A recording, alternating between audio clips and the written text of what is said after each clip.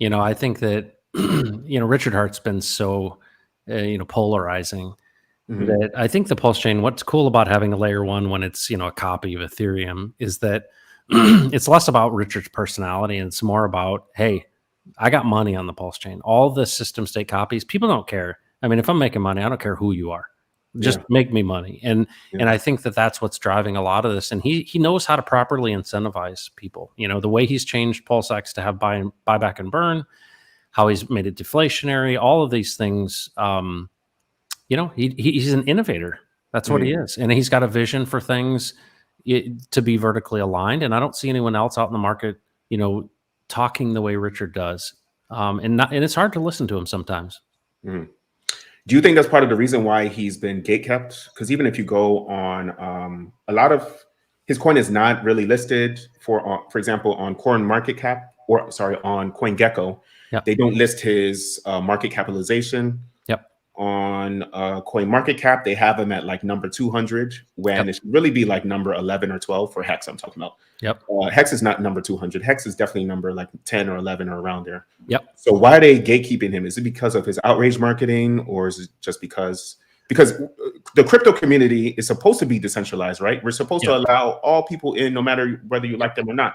The only thing that you're supposed to care about is about the money or about the ability to transact with this decentralized coin. So why are people still trying to act like a new version of the government to allow this person to talk, but to not allow this other person to talk? Well, I think you have to go back to the origin. When you look at the first time that Richard talked about his new project called Bitcoin Hex, that's what it was called. He got up in front of a bunch of Bitcoin people and he said, I'm building a better Bitcoin. And then for the next several years, he was right and he rubbed their noses in it. And he's arrogant and he's confident and he's smarter than everybody. And he's made people look like a fool and he's never let it go. He's reminded them every single turn that they're idiots. And I think that, some of us like that. We like this brash boldness. But I think reasonable people who are like, hey, I'm just trying to get along here, you've gone too far. And I think what happens is when you've lost somebody, it's the same thing that happened to Trump. There are people who might like the policies. They may like some things, but they just cannot even sit and listen or look at the man. And I think the same exact thing of why people viscerally hate Trump is the same thing that Richard's got. And part of it is pride. Part of it is style. But, at the end of the day, he is not Hex. Hex is immutable code. And so if you're I'm not going to miss opportunities because somebody isn't my style. I'm smarter than that. But a lot of people, I think, have vendettas, right? They're like, you made me look foolish because you are foolish, but I'm not going to let that go. And so we're just going to hold you back. But in a way, what they didn't realize is that created an enemy for the community. And so it galvanized the community. And now we've got like the greatest community in crypto that loves each other. And I think that it's a miracle to me. It's a miracle to me that if it wasn't for all that gatekeeping, there wouldn't be a strong community. So it really actually has served the long term because it kept us off exchanges. It kept us off of this, and it was a pure DeFi message that really couldn't have been pure if everyone accepted it. Yeah, that's true. It kind of backfired because if I were the people that have these exchanges and I hated Richard Hart, I would just like try to learn from him, take some of the good things that he does, even though I don't like him, right?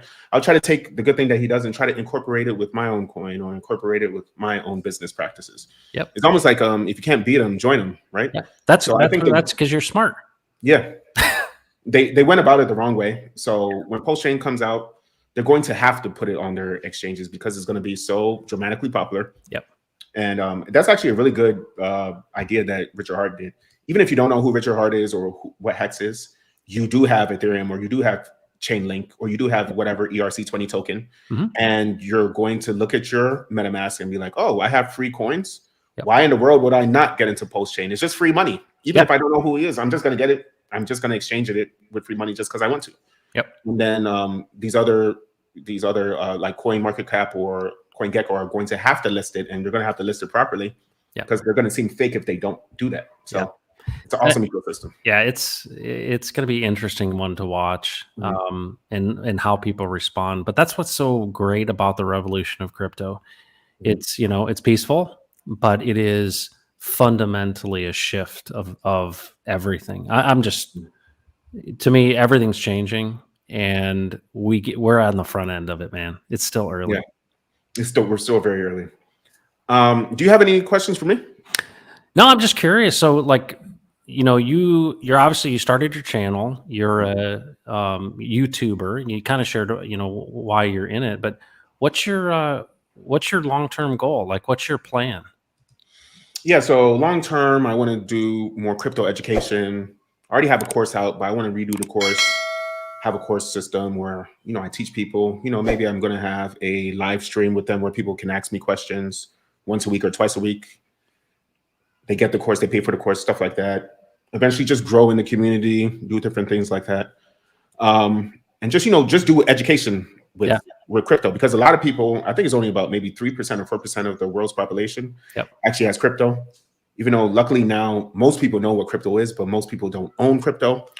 Eventually people are going to be forced to own cryptocurrency when it comes to CBDCs. So when everyone owns crypto, I want them to own the free sovereign version of cryptocurrency instead of the government version of cryptocurrency. So that takes education, right? People don't just learn this by themselves. So I just want to educate people, and then do this education purpose, make money from education. My time is not free. Sorry, guys. Yeah. Now, you have kids? No, I don't have any kids yet. Okay. So, I mean, you got a whole life ahead of you here. Yeah. I mean, what are you going to do with all this money, dude? Educate people. Yeah. Start a family, like you said. Yeah. Get some kids, start a family. Live a fun life in Dubai and stuff. What am I meeting people?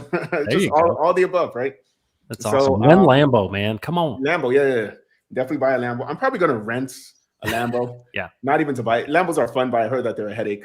As soon as they break down. Totally. Yeah. You can rent the fun. I'm sorry? You can rent the fun. Yeah, you can rent the fun, right? I heard that even having a oil change costs like $1,500 to change your oil. I'm like, even if I have the $1,500, that's ridiculous. Yeah. So I'll just rent it for a month and then give it back. Yeah, drive around Dubai. Exactly.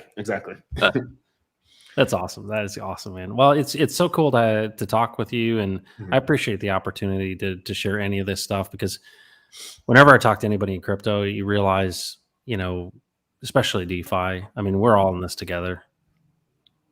Yeah, same here. It was really awesome talking to you too. I joined Compassion Cartel in a while, but I'm actually going to go in the I haven't really said anything in it, like maybe 6 months or so. Yeah. So I'm actually going to go on a Telegram and look at it, talk to you guys. Yeah, I think it's gotten a little bit flat because people have just been waiting so long for the PulseChain. Yeah. But once Pulse launches, we'll update that site and people can come in and connect the wallet. What we're encouraging people to do is take a fresh wallet and just put in the 1,000,000 Pulse points, which is $100 of sacrifice, and just connect. And so what we're going to do is we're not going to log anything. We're just going to basically add up the number of essentially how much Pulse is here and how much PulseX is here. How much is represented? Because what I want people to see long term, the vision is I want people to come back to, and it be a place where nonprofit organizations, people with needs, all of that stuff are saying, hey, I want to be a part of this because this is where the resources are of people who care. And, if you think about it, there's going to be a lot of value. And I think that Telegram channel is going to become a place where people are going to be like, hey, this money attracts people. And if you got caring people, well, how can we team up to make a big difference? Yeah, it's going to be really awesome. I'm excited to see where your community is going to grow from here. So this is going to be really cool.